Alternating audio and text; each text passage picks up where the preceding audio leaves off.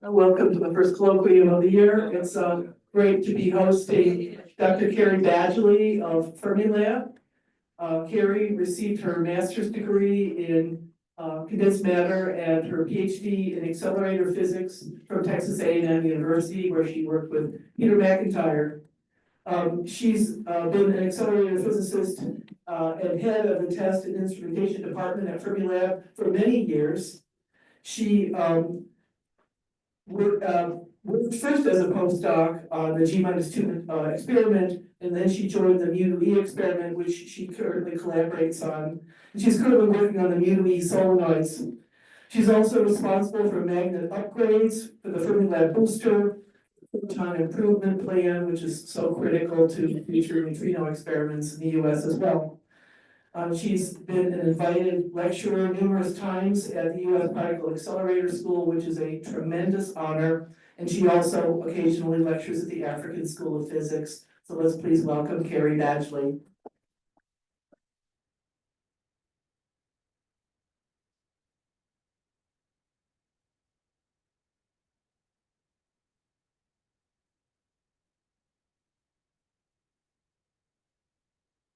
You guys hear me through this? Okay, it feels like it's getting blocked by my face. All right, well, one thing she didn't mention is that we actually met at the African School of Physics. So that's how I got connected to the University of New Mexico. All right, so today I've been asked to talk about future machines. Some people call them colliders, some people call them accelerators. I'll probably use those terms interchangeably. But because these are future projects, I'm not currently working on any of these. I will start to pick up some of the work on the muon collider, which I'll talk about, but so all of these are kind of new to me as well. So before I jump into that, I wanted to point out where Fermilab is. Everybody at Fermilab, I'm sure, thinks that everybody else knows where we are, but we're located outside of Chicago, not too far from Argonne. And if you kind of zoom in on the Google map, you can see our accelerator. You can actually see this if you've ever flown to Chicago and you look down at the right time, you can actually see this from the plane, which is pretty neat.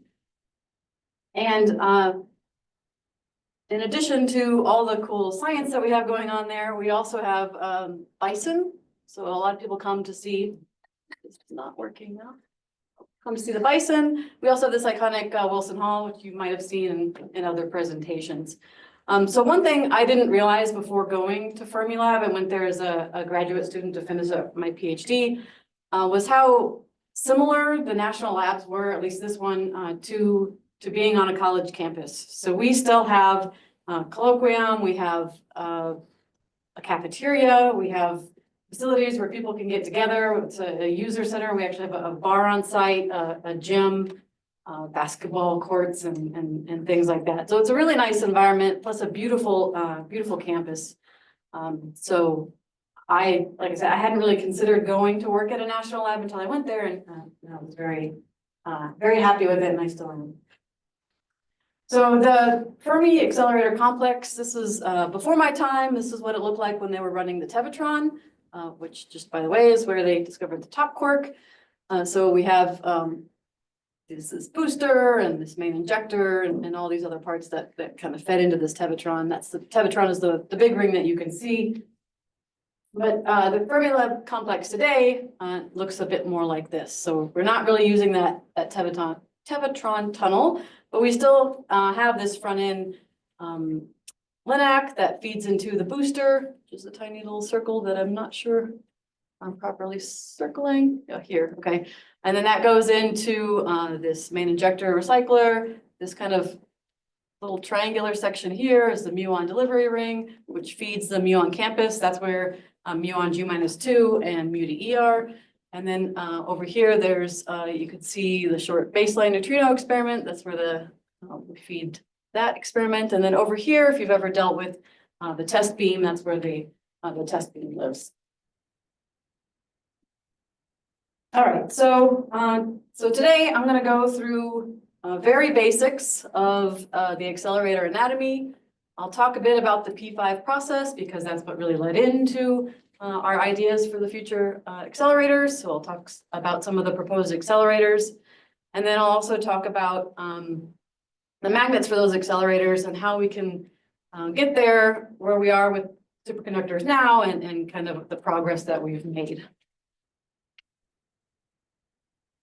So first for the accelerator anatomy. So again, this is very basic, but in order to have an accelerator, you need something to accelerate. That's either electrons, ions, protons, and so you have to create those in some way. So we have multiple ways of doing that. You can have something called a field emission, where you're just putting a really strong electron field to kind of pull off electrons, or something else. Thermionics, you're heating it up to where they pop off. Photo emission, so you can use the photoelectric effect to produce electrons, or an ion source where you use electron ionization or plasma. So first you have to create these particles, and then once you have these particles, our next step is going to be to accelerate them. And so we can do that with an electric field, which can be DC or AC. DC is only going to get you so high in voltage, so it's limiting. Here's a picture of our old Cockcroft Walton at Fermilab. It's beautiful, but not in use anymore.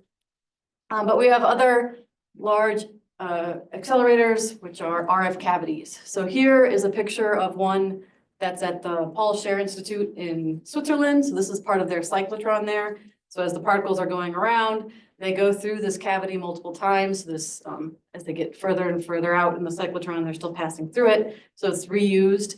And so this cavity is oscillating with some frequency so that the particles come around and hit the cavity to accelerate it again. And this thing is massive. So here's a person going in to clean the inside of that cavity, which is coated in copper.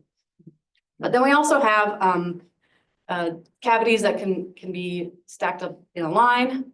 So this is like a single cell cavity, and then you can pair these up so that you're getting acceleration each time the particle is going through the gap. And so this is what we use in our Linacs and in some of our circular accelerators as well. And this is just a little animation done by somebody that I work with at Fermilab, which shows the particles accelerating through there. It's kind of hard to imagine otherwise because it's a 3D process. And then, of course, the most important part of the accelerator, for me at least, is the magnets. So the magnets, once you've produced these particles, these electrons are coming off in some kind of all directions. You accelerate them, but they still need to be focused and bent and treated. So that's the job of the magnets. So you can have multiple different types of magnets. Dipoles, that's the main one used for bending. That's just creating a vertical or horizontal field. All the namings of these magnets have to do with how many poles you need to create this field, right? So dipole is just 2 poles. Quadrupole, that's just 4 poles. Sextupole is 6 poles.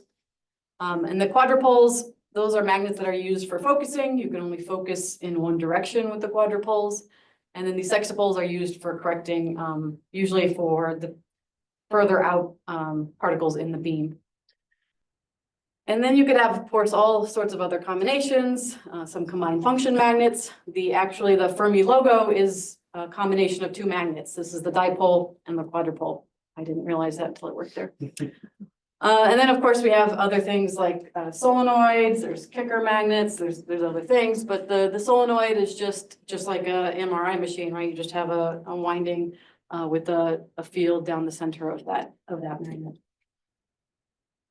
And then the last part, I'm kind of embarrassed to admit, when I've talked about accelerators before, I haven't ever talked about detectors as part of the accelerator. So I decided to add it on. I know it's important, especially for a lot of people here. So I'm not going to do justice to this slide for sure, but it is a very important part. We don't just accelerate for no reason. We want to detect with those. So I put a couple of different types of detectors here. This one here is a straw tracker. This actually is a straw tracker that's used in the muon G-2 experiment. So this has 2 planes of straws. These are aluminized mylar straws with a wire and then gas inside.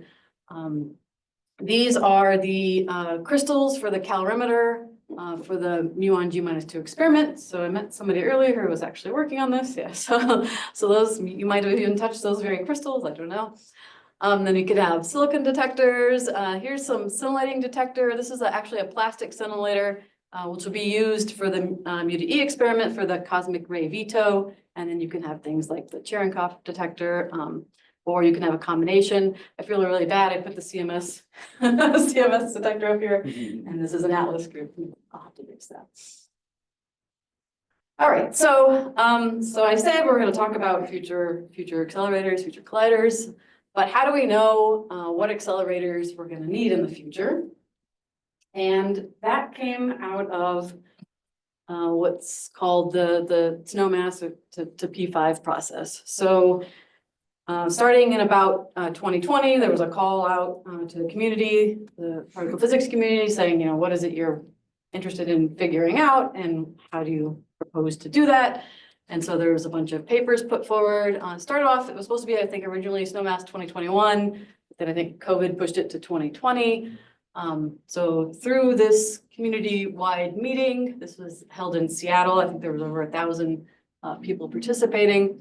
They were able to put forward a set of white papers, and those went to the particle physics project prioritization panel, P5, which then put out a report that then is used to advise the DOE. So this doesn't happen in a vacuum.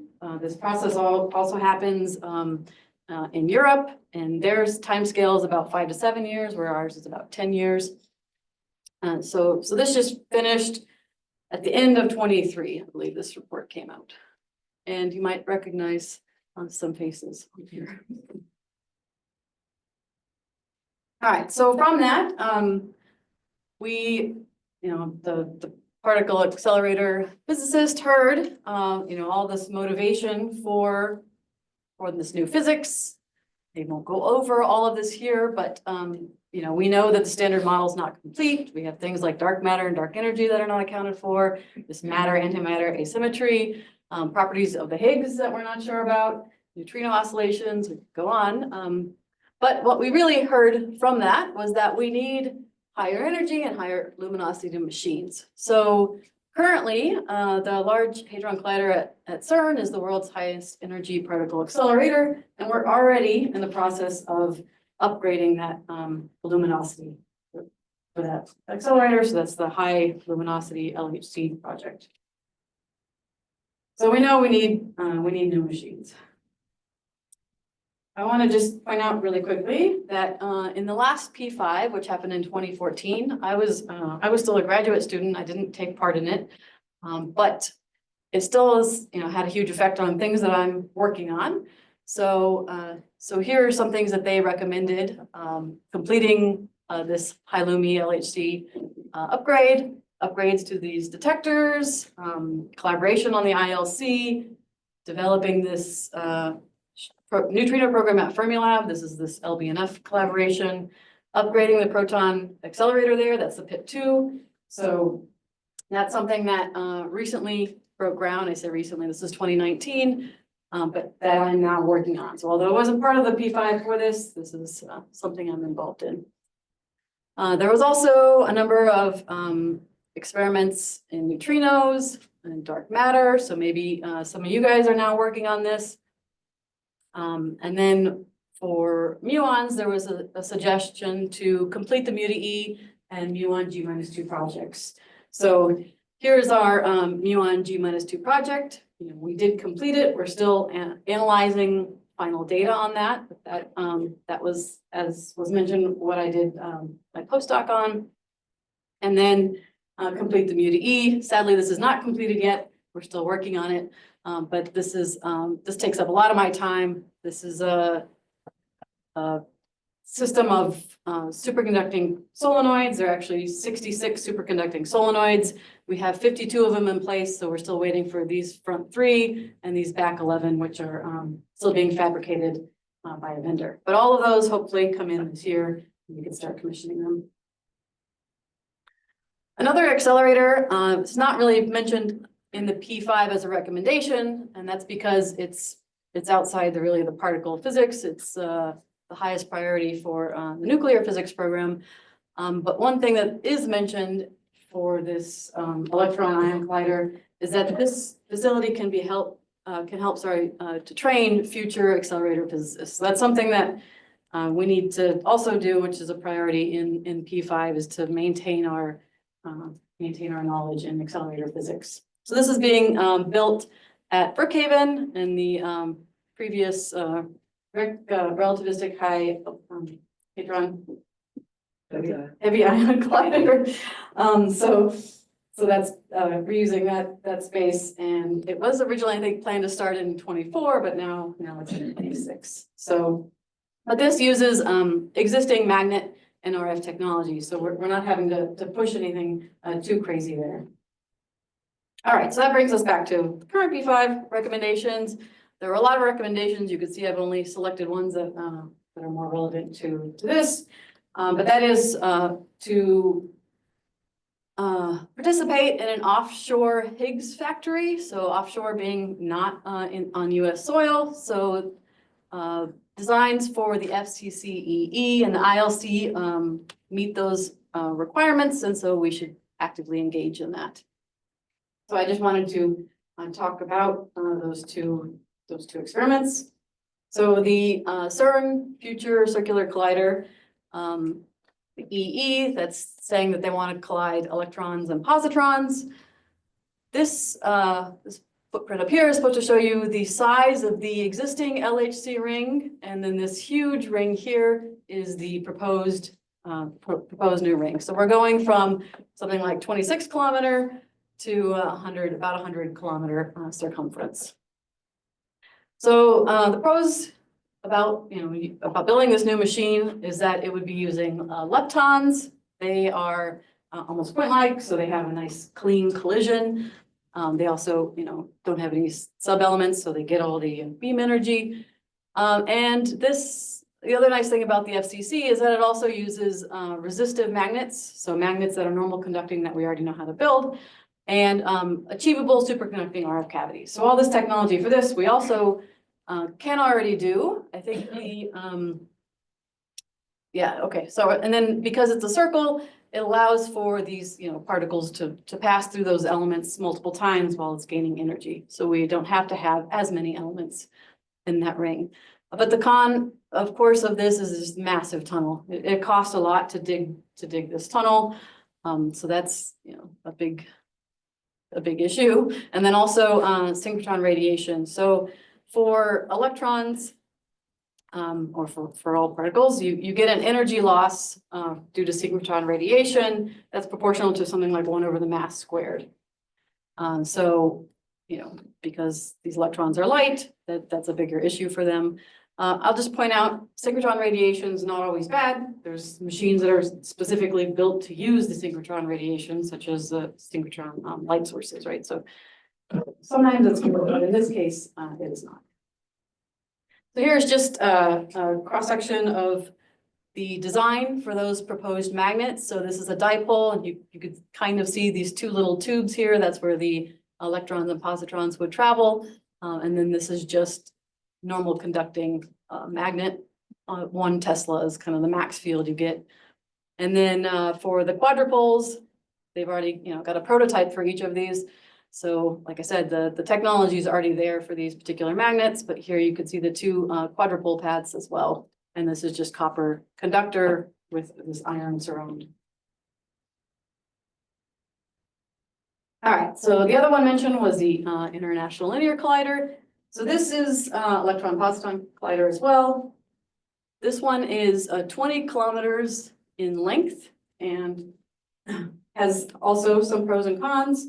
Pros being just like the FCCEE, we already can build these magnets. This is going to be using resistant and superconducting magnets, but they're both at achievable fields.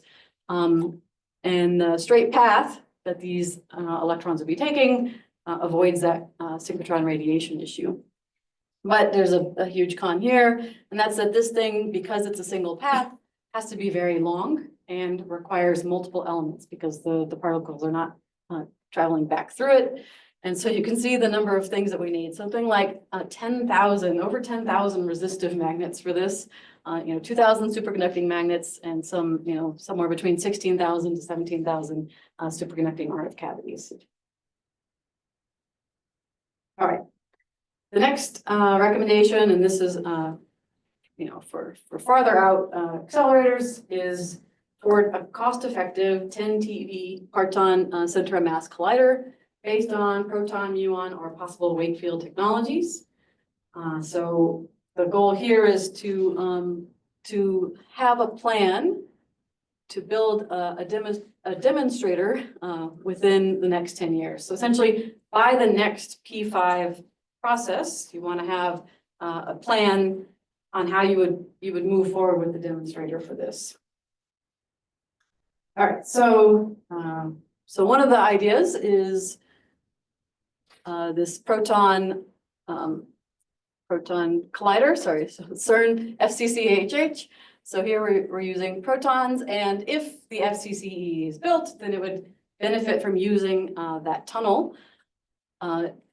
The issue with this particular system right now is that it requires advanced superconducting magnets. So, for a circular accelerator, you have this relationship between the magnetic field, the radius of your circular accelerator, the momentum and charge of your particles. So those are kind of fixed when we're talking about this particular setup, but we get to play with the B field and the radius. So you can kind of look at various scenarios where you're looking at different distance here, 100 kilometer, 91 kilometer, and how that affects the magnetic field and energy reach. So either way, whatever one of these you pick, they're still outside of our current superconducting magnet technology to build, reliable, cost-effective magnets.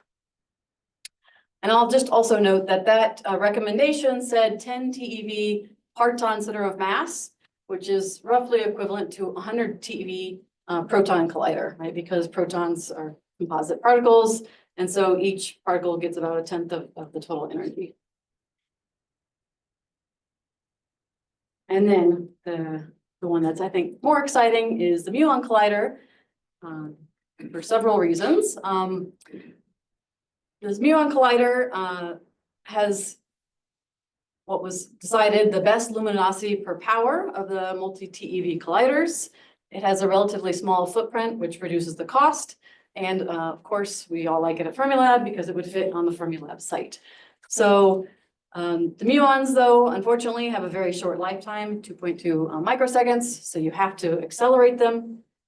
And but the other good thing is that muons are about 207 times more massive than electrons. So you have that reduction in the synchrotron radiation. So this is kind of the schematic here. You have this mu injector, and then it goes into the accelerating ring, and then into a smaller colliding ring. This little gray box here for the injector, though, is actually where a lot of the issues arrive for the magnets, because inside here you have to not only produce the muons, which you do by hitting a target with protons, and that produces both pions and muons, and then there's the region for those pions to decay, and this something called this muon cooling channel. So inside that muon cooling channel, I guess I should first say, what are we doing with this cooling, right? So when we're producing these pions and muons, they're coming out with different momentum and angles.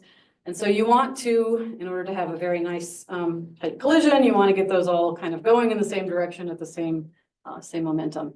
So in order to do that, you need to cool it, which is just reducing its momentum spread in the horizontal and longitudinal direction. So the longitudinal direction is taken care of by passing these muons through some kind of absorber. It's actually a wedge-shaped absorber. So that kind of reduces the momentum in all directions, and then you pass it through an RF cavity to bring back some of that momentum, but only in the longitudinal direction. Then those absorbers also, I said, are wedge-shaped, and that's designed to pass the higher momentum muons through that thicker part of the wedge, and the lower through the lower part of the wedge to try to also reduce the momentum spread in the longitudinal direction. So there are a large variety of challenging magnets within the muon collider, but I think the two most challenging are this 20 Tesla capture solenoid, which we need at the target where these ions of muons are being produced. And that needs to have a huge 150 millimeter bore.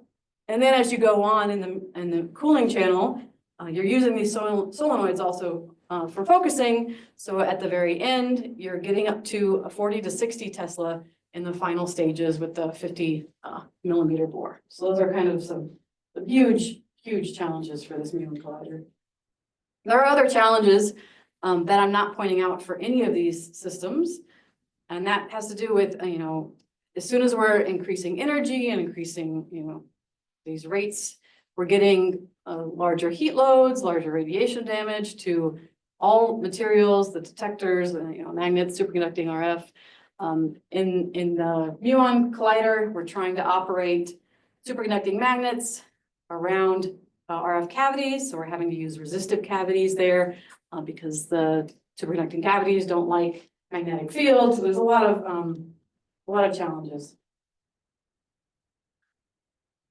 All right, I'll mention this other one just because it's fun. And it was proposed by my PhD advisor. So there were a lot of accelerator proposals put forth to P5, something like 32 or so that they were looking at. Too many to cover here, but one of them was this collider in the sea. So the proposal is to put in, this is the Gulf of Mexico, a huge kind of underwater tunnel.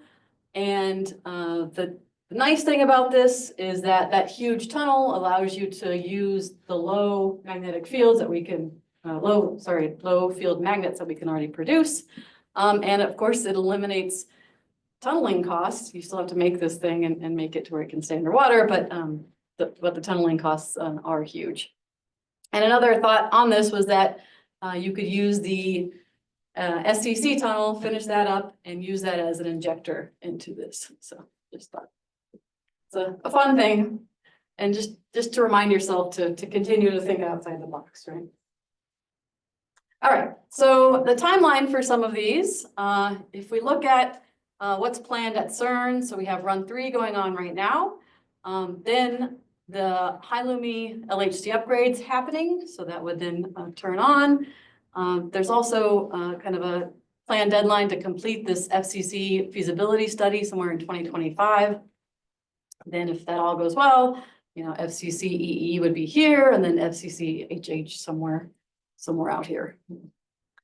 At Fermilab, we're working on PIP2 into this LBNF dune. And then after that, we would maybe have a chance to work toward this PIN-TeV muon collider. That of course assumes that we come up with a nice muon collider demonstrator design in time for the next P5, and then it gets funded at the next P5, and we could start fabrication of that. I should point out that CERN also has interest in making the muon collider there, so there's some potential tension that maybe if this doesn't go through, they would want to pursue the muon collider, or if ILC goes through, maybe this doesn't, I don't know. And then yes, also the ILC. So if this gets approved soon, would be operational sometime in the 2040s. So I point this out because for myself, I don't know when I'm going to retire, but let's say it's sometime over here. But for you guys, the students at least, you're going to be finishing your PhD, working on a postdoc sometime into the next P5 process. Make sure your voice is heard, you have input, because that'll be what you're next working on for the rest of your career potentially, if you're affected by any of these projects. So just wanted to put that up there. I don't know about this guy. If any of us will see that. All right. So just a quick summary. We know we have huge magnet needs for these future colliders, high field dipoles, large high field solenoids. And we need to operate in things like a high radiation environment. And another thing I didn't quite point out is as soon as you start trying to make larger and larger fields, the magnets start kind of pushing on themselves outward to try to repel that, right? So they get higher and higher stresses. So you get to the point where you're making these really large structures to try to just contain that magnetic field and forces. And so that also increases the cost and size of these. Okay, so what can we do about this? So right now, the conductor landscape for accelerators is that we have resistive and normal conducting conductors, normal conducting magnets. These are typically copper, but they can only really produce magnetic fields up to maybe 2 Tesla. So anything over that, you're going to have to look at superconducting. And in the superconducting, we have 2 different types. We have this low temperature superconductor. Those are ones that require liquid helium to stay superconducting. And then we have these high temperature superconductors, which can use maybe liquid nitrogen or maybe gaseous helium to remain superconducting. So we have these. So let's look at the properties of some of those. Oh, before I get to that, I just want to mention kind of how we make these superconductors because it comes up later. So one way we do this is to take what's called a monofilament rod. So you take the material you're interested in, whether that's niobium titanium or niobium 310, and you put it in some matrix. So, and many of these examples, that's just a copper tube. You have a copper matrix. Then you stack a bunch of those filaments together and you create what's called a billet. And then you start extruding that billet out until you get these fine, long filaments. And you want to do that because the superconductor has properties that if they're too big in diameter, they can be unstable to external magnetic fields, which I'll talk a bit more about later. Once you have those fine filaments, that's not really what you want to use to wind your magnet, because if you just make one long wind of a filament and something goes wrong with that filament, your magnet's dead. So instead, you want to take multiple filament paths, put them all together in case one degrades. You can kind of current share with the other wires. So the most common way we do that is this thing called a Rutherford cable. So you take those filaments, you twist them around. A device twists them around this mandrel and then squishes them into this rectangular shape. And so this wire is here and then it gets transposed to the other side and gets transposed to the other side. So this is important for a lot of reasons. It helps, like I said, with the reduction of external magnetic fields, causing issues on this conductor. But you can kind of see the cross section of it there. If this looks familiar, or if you're having trouble visualizing this, it looks exactly like a Twizzler. So if you've ever taken a Twizzler and looked at it, it wraps around the exact same way. I have no idea why Twizzler did that. All right, no talk on superconductivity would be complete if I didn't point out the discovery of superconductivity. So that happened by Kamerlingh Owens in 1908. He was trying to he had liquefied helium and he was trying to do something with mercury, conductivity or whatever, mercury. And he found that at a certain temperature, the resistance of this just dropped to 0. And then shortly after, he won the Nobel Prize. So this temperature where this thing, dropped to 0 resistance is what we call the critical temperature. So it's one of the important things for a superconductor. In order for it to stay superconducting, you need to operate below that critical temperature. But unfortunately, that's not the only thing to keep this superconducting. You also have to be below a certain external magnetic field. That's called the critical field. And it can only have, so much current density flowing through it. So these 3 properties, this temperature, external field, and current density, create what we call this critical surface. So you actually have to stay below this critical surface in order to stay superconducting, and above it, you're normal conducting.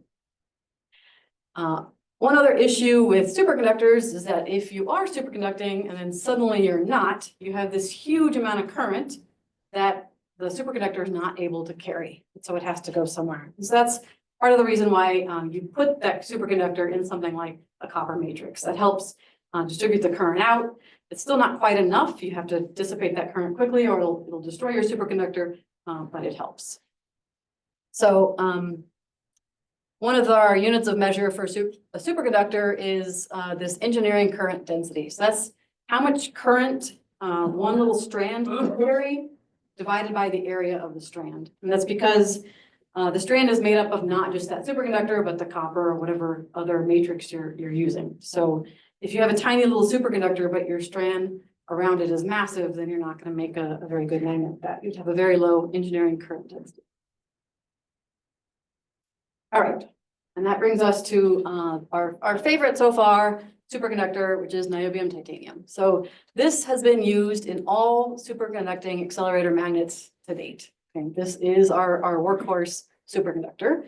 At first, we first started using this as a large scale when we were making the magnets for the Tevatron, and that large scale up in our production actually allowed for things like MRIs, because then they had access to cheap superconducting materials. It's ductile, meaning you fabricate this, and then you could take this and just wind it around like you would almost like a copper wire. So you can bend it, it's happy with that. You can make small radius bends. It doesn't mind that. And so that's what we call react then wind. So you make it somewhere and then you wind your magnet. And so here's just a cross section of some Rutherford cables that are making up some cosine magnet probably. And then this is the Rutherford cable used in the mu to E transport solenoids. This one we have copper around the individual pieces that make up the Rutherford cable, but then we extruded it into this aluminum stabilizer for thermal properties unrelated to superconducting, but I mean, just for mu to E, this particular stuff is in the high radiation environment, so the aluminum helps with that as well. Not important for that. Okay, so this is a plot that's maintained by the National High Magnetic Field Lab. So here we're looking at current density and applied magnetic fields. This is the external magnetic field that this superconductor can operate in.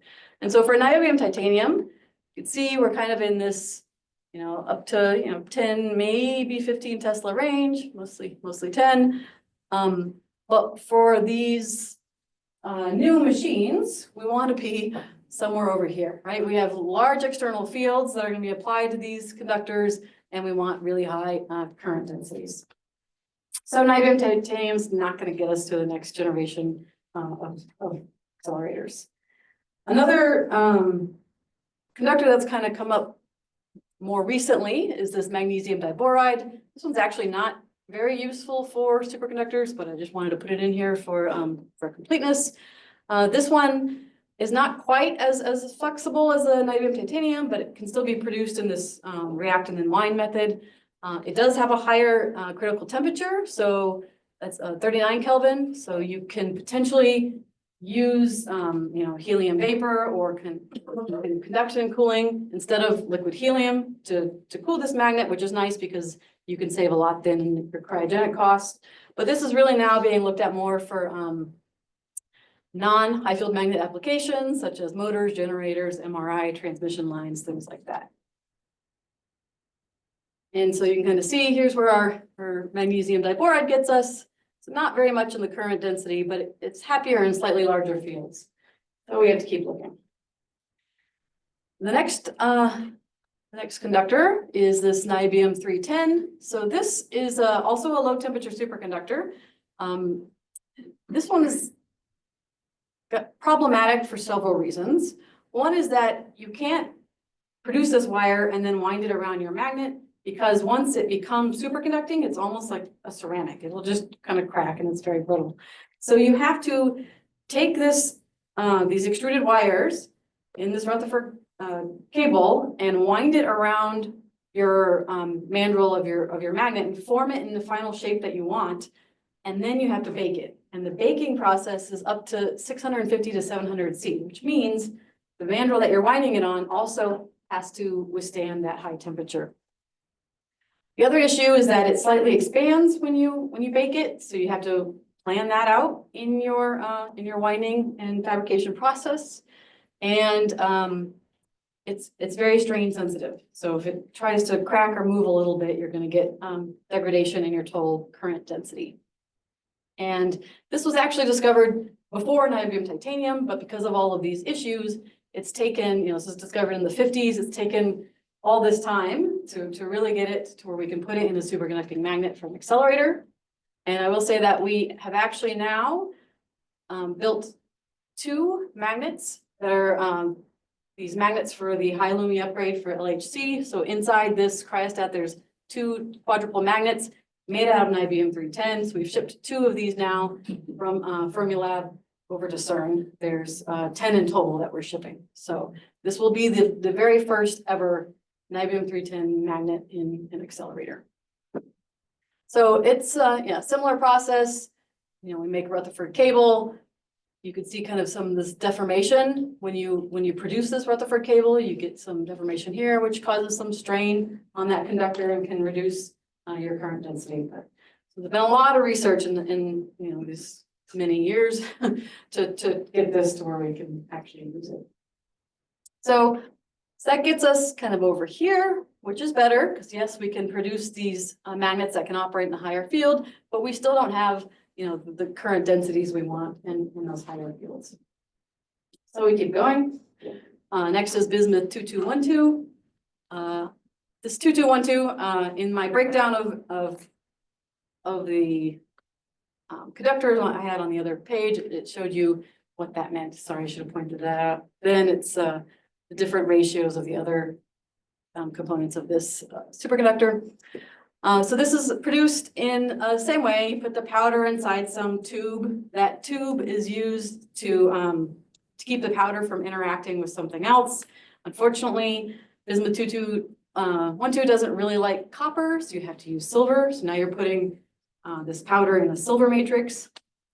And this one also requires that you wind and then react, but it actually needs to be at an even higher temperature. So this makes the materials that you want to wind it on even harder and the insulation you want to use even more difficult.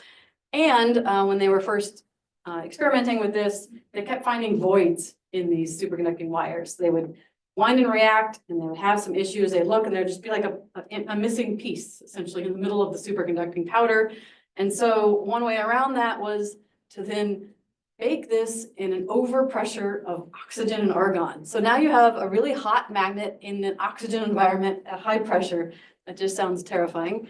But it does have a higher critical temperature and it can live in a larger external field. So the other nice thing about this is it's the only high temperature superconductor. So now we're getting into higher temperatures that allows you to still put it in this Rutherford cable form, which we like because we're familiar with winding those, and it allows us to get a nice precise location of the currents that gives us then a nice magnetic field. But this one is even more sensitive to strain than the previous one, the niobium 310. But you can see we're starting to get now over in this region. So this is actual data. This is projected data. So we don't really know if that's true. If we had looked at the niobium 10 right here, we might have thought that that was going to go out too, but so who knows, this could fall off. But right now it's promising as a superconductor for high fields. All right, and that leads us to the last one I'll talk about, which are these rare earth barium copper oxides. So you have barium copper oxide, and then you put some rare earth metal here. So yttrium is one that we use a lot. So YBCO, you'll probably hear that term. And these are fabricated in a completely different way. So these you have to take some substrate and deposit this YBCO on top of it. Just give some copper stabilizer, some substrate, you deposit on it. Maybe there's a silver overlayer because it also reacts with copper, and then you have copper on top of that. So you make these really thin tapes, which are not ideal for winding superconducting magnets. The other thing is that it's difficult to scale this, right? You're doing this, evaporation essentially of this material on these little wires, so it's hard to scale up. So it's very expensive right now, but luckily the fusion community is interested in this material, so they're helping with the research and helping driving the cost down. So it is a higher temperature superconductor. And so that allows us to think about trying to cool this with, liquid nitrogen or with the conductive cooling instead of using liquid helium. So there's several forms of this rare Rebco cable.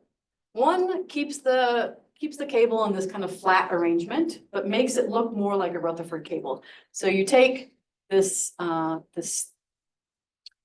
material and you kind of form it in a shape that you can kind of, I don't know, like braid it together essentially to make these interchangeable layers. But of course, again, this is hard to scale. And so that's this Rebco cable here. And they actually used this idea back in 1914 on copper wires for AC machines before Rutherford did his magnet design in 72. Another thing you could do with these thin little films or thin little tapes is wrap it around a core in the middle. So this is called a conductor on round core or cork cable. So you take these thin tapes and you kind of spiral wound them in opposite directions, alternating around this inner mandrel here. So you get these layers of superconductor around this wire, which is nice because now we're getting back to something that's round and we're a bit more familiar with for using this for magnets. And so here's an example of that cork cable. This is the first layer of something that's called a canted cosine theta dipole magnet. And so this magnet will actually have two layers. It looks kind of like a solenoid, but slanted, which produces a magnetic field pointing both axially and down. And then you wind the other one, so it's pointing axially and down the other way. So the axial parts cancel out and you just get a net downward, which is the dipole field you want going through the middle. So that's being done at Berkeley. And then another proposal with these thin tapes is to take something like this copper, I don't know if you can kind of see this, there's a copper inner piece that has square channels milled out of it that are twisted around this copper inner piece. And the tapes are then laid inside that copper channel. So you have a series of tapes twisting around one, 4 tapes twisting around the other. And these are all the layers of tapes that go inside that little channel. And then they take and pull what's called vacuum epoxy impregnation. They pull the solder into that channel to help stabilize those layers of tape and also help cool them, right? So they're cooled with this inner cooling channel so that conduction cools up to those tapes through that copper and solder. So this is called the Viper cable. This is being made with a combination of somebody at MIT and Commonwealth Fusion, which is a fusion company nearby. And so this is looking pretty promising too, because you have this well-stabilized tapes, which is nice. And you have this round conductor, which is also nice because we can use that for superconducting magnets. And now if we look at where the Rebco is getting us, it's really leading us into this region that we need to be in for these higher field magnets. So this is exciting. This is where we want to be. But like I said, there's still a lot of research that needs to be done and some engineering that needs to make this so we can scale this up and reduce the cost. Okay, so slight aside now on the way we've been building magnets for accelerators. So most of our magnets, we need that dipole to bend the beam in a circle. So most of our magnets have been this cosine theta distribution. So what that means is the conductor follows kind of a cosine, right? Cosine is the maximum here and falls off. So all of these magnets are using this cosine theta design. So this is the Tevatron. You have these 2 small layers. As you start getting up to LHC and beyond, the number of layers that you need to increase the field in the middle starts to go up, right? So 2 is manageable, but as soon as you start putting these other layers out here, you're increasing the field on these inner layers, which causes them extra stress.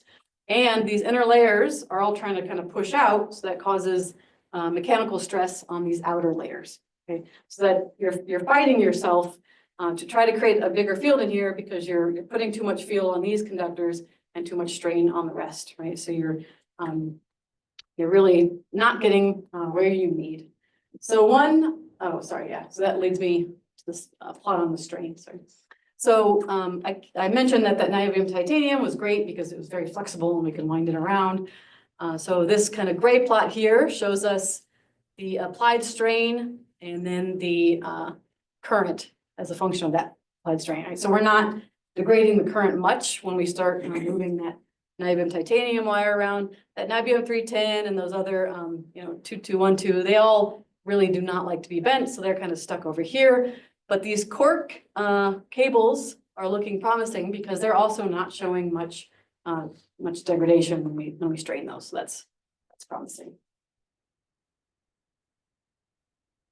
So one way we can try to overcome that issue of adding multiple layers and causing additional strain or reaching too high of a field on the inner layers is to make some hybrid magnets. And so this proposal is to take the inner layers and make those out of maybe high temperature superconductor that allows for a higher external field. And then the outer conductor is these more traditional low temperature superconductors, which are just adding to the field inside. That's the hybrid magnet.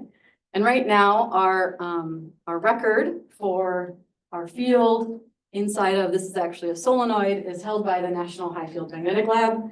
And that's 32 Tesla. And so this is a combination of low temperature superconductor and Rebco. So these kind of layers of Rebco in the middle where the strain and field is highest, and then the niobium 310 on the outside, and then niobium titanium on the outside of that.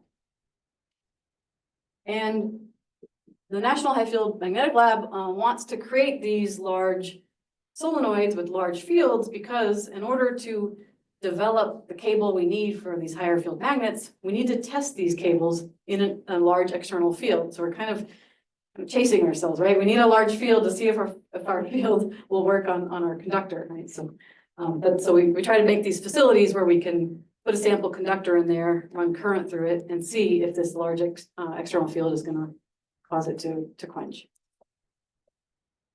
I mentioned, oh goodness, we're running out of time, sorry. I'll try to talk faster. I mentioned fusion is helping us bring down the cost of conductors.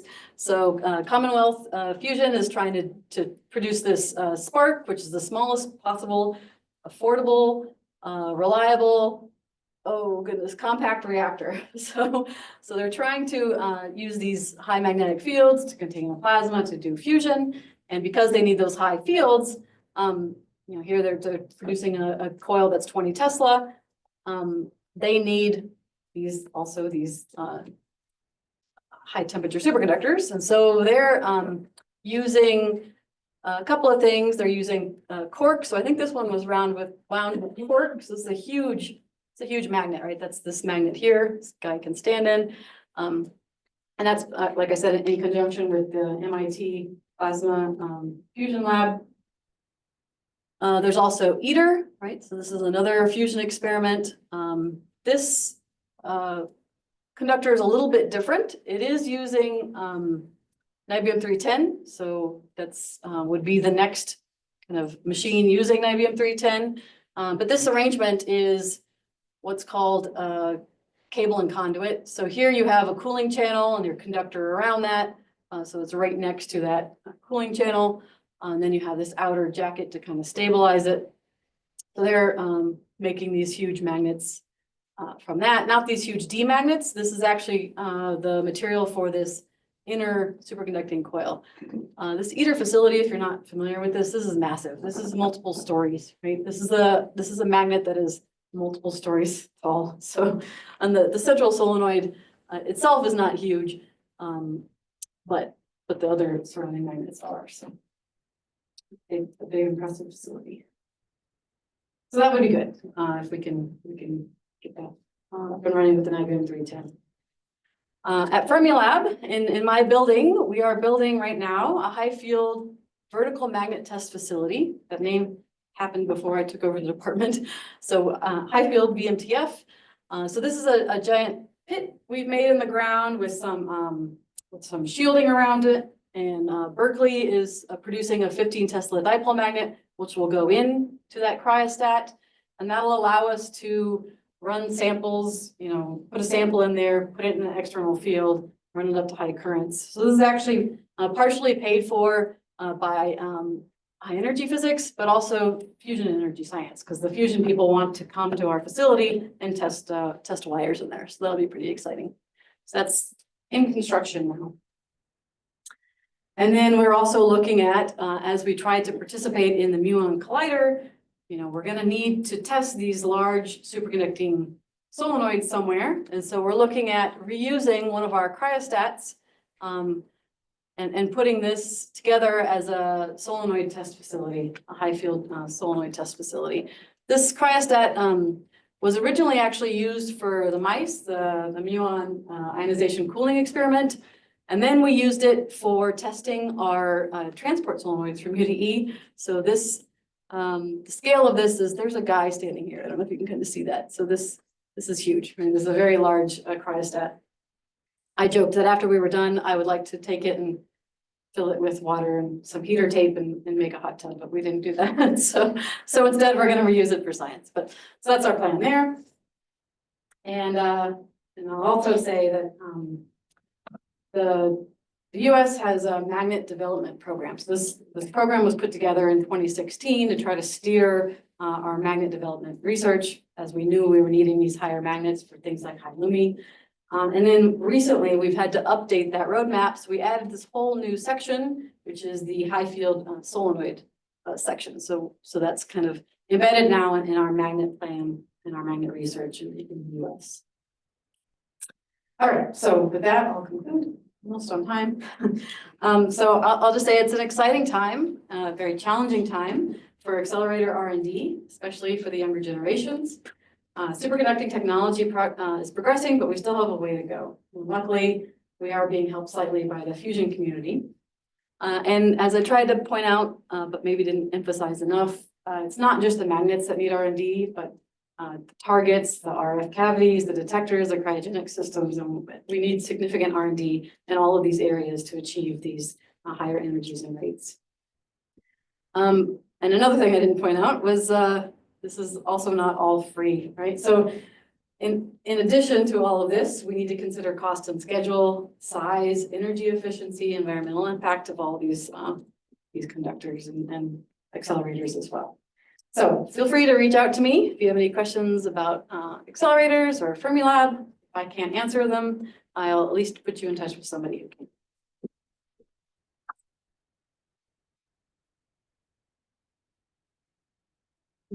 Take questions freely.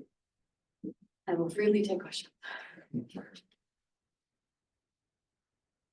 I already got a lot of good questions over lunch with the students. Yes. When you're part of certain magnetic field versus current, Yes. are there bounds placed by superconducting physics on this, or are these all engineering challenges? I know there's a lot we don't really know about. Like, is there some exclusion zone that you can say we'll never be able to achieve? Not that we know of yet. I mean, we just keep trying to push higher and higher. I know that there's some people trying to use AI to try to predict what other materials would be superconducting. So there's kind of a push in that direction. So I think we're still just exploring this whole space. Yes. So you get, you're saying getting help from the fusion community. Is any other commercial applications that are helping things, levitating trains or any of that stuff? Yeah. So as soon as any of this becomes slightly less expensive, I think the other companies would come in, but they're not there for the initial R&D. We had this issue actually with solenoids for large detectors, right?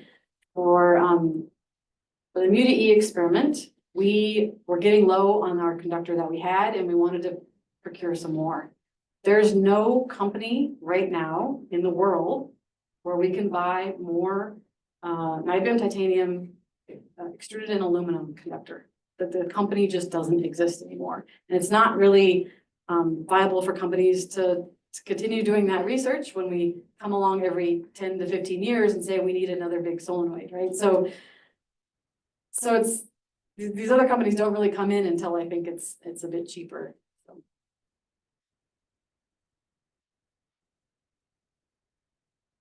For the 20 Tesla, 150 millimeter bore magnet, what kind of current density did you need? Like, is that point up there already good enough or?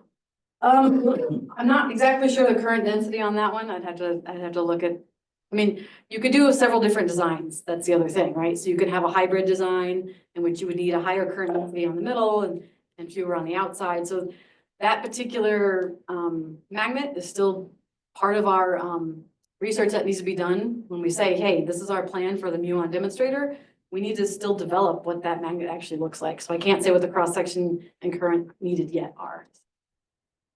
Yes. I just have to go back to that wonderful proposal that your advisor, you said. Yes.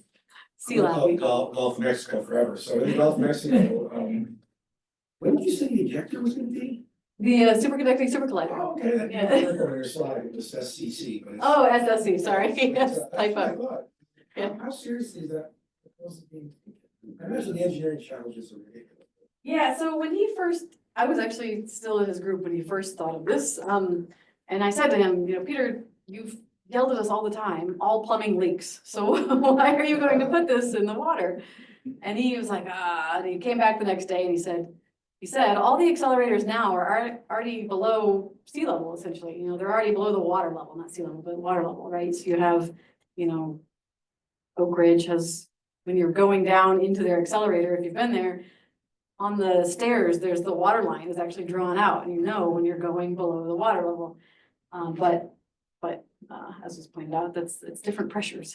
So I don't know how seriously it was taken. I wasn't on the P5. Maybe somebody who was could answer that. No. Okay. But yeah, so I mean, but it is good. I think it is good to throw out fun ideas and maybe that idea sparks something else, right? Any remaining questions? If not, let's thank the speaker one more time.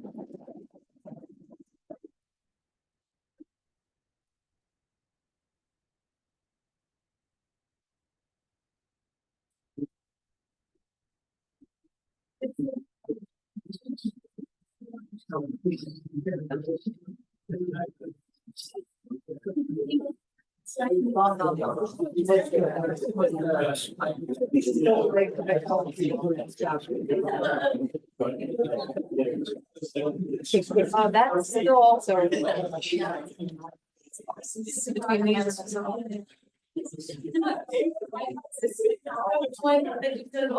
mean, for the magnet that we have already, but yeah, we have.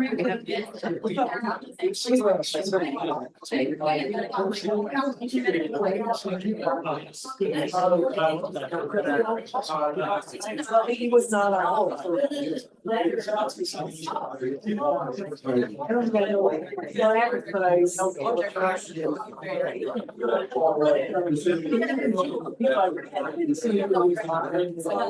Got a very specific way.